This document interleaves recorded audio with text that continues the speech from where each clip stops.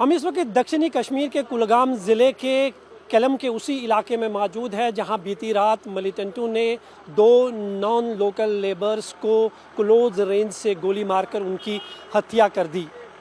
बताया जा रहा है कि इस हमले के पीछे लश्कर-ए तैयबा का हाथ है और जिस तरह से अनंतनाग ज़िले में अमरनाथ यात्रा की ड्यूटी पर तैनात जम्मू कश्मीर पुलिस के एक जवान को क्लोज रेंज से गोली मार दी गई थी, उसी पैटर्न पर जो है इन दो नॉन लोकल्स की भी हत्या कर दी गई है। इस घटना के बाद इस पूरे इलाके में सर्च ऑपरेशन जो है वो बड़े पैमाने पर शुरू कर दिया गया है। ये केलम इलाका है कुलगाम का, यहाँ पर बैरिकेडिंग की गई है। जम्मू कश्मीर पुलिस और एसओजी के जवान जो है वो तैनात किए गए हैं और यहाँ से महज कुछ मीटर की दूरी पर वो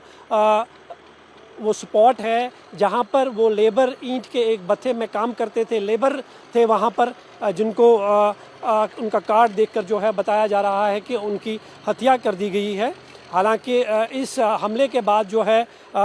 पूरे इस इलाके में खासकर श्रीनगर जम्मू नेशनल हाईवे के आसपास जितने भी इलाके हैं वहाँ पर बड़े पैमाने पर सर्च ऑपरेशन जो है वो चलाया जा रहा है और माना जा रहा है कि अनंतनाग हमले में जिस आतंकी का हाथ था उसी आतंकी ने जो है इस हमले को भी अंजाम दिया है और दो आतंकी थे जो एक स्कूटर पर सवार थे। एक के पास AK-47 थी और दूसरे मिलिटेंट के पास पिस्टल था। दोनों मिलिटेंट जो थे वो इस ईंट के भट्ठे के अंदर चले गए क्योंकि वहाँ पर काफ़ी तादाद में नॉन लोकल लेबर्स है जो इस तरह कश्मीर में काम करते हैं, ईंट के भट्ठों पे काम करते हैं और दो लोगों के जो है उनमें से नाम पूछा गया और बाकी किसी के साथ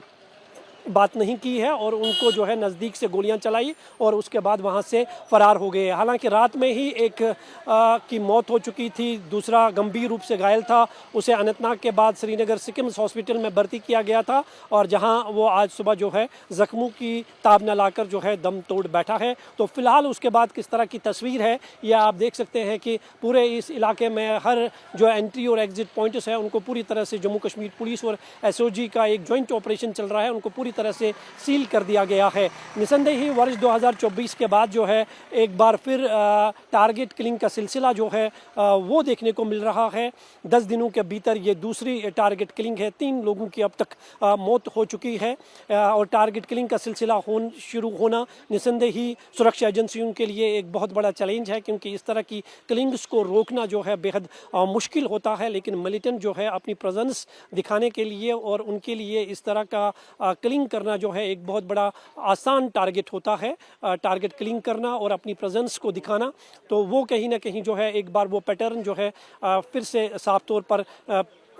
10 दिनों के अंदर में जो है वो देखने को मिल रहा है। फिलहाल पूरे इस इलाके में सर्च ऑपरेशन जो है बड़े पैमाने पर जारी है और माना जा रहा है कि इस हमले के पीछे लश्कर-ए तैयबा का हाथ है और वही आतंकी इस हमले में भी शामिल है जिसने अनंतनाग ज़िले में जम्मू कश्मीर पुलिस के एक कांस्टेबल को क्लोज रेंज से गोली मारी थी। क्योंकि जो दो मिलिटेंट आए थे बताया जा रहा है कि एक के पास AK-47 थी, दूसरे के पास पिस्टल थी और उसी पैटर्न की तरह जो है इस हमले को भी अंजाम दिया गया है। फिलहाल सर्च ऑपरेशन जो है बड़े पैमाने पर जारी है और यही कोशिश की जा रही है कि इस हमले में जितने भी लोग जो है शामिल है, मुलव्वस है, उनको जल्द से जल्द या तो मार गिराया जा सके या फिर उन्हें गिरफ्तार किया जा सके। इस सिलसिला में साउथ कश्मीर के कई इलाकों में बड़े पैमाने पर सर्च ऑपरेशन कल रात से जारी है। कैमरामैन मोहम्मद असलम के साथ में मंजूर मीर, इंडिया TV, कुलगाम।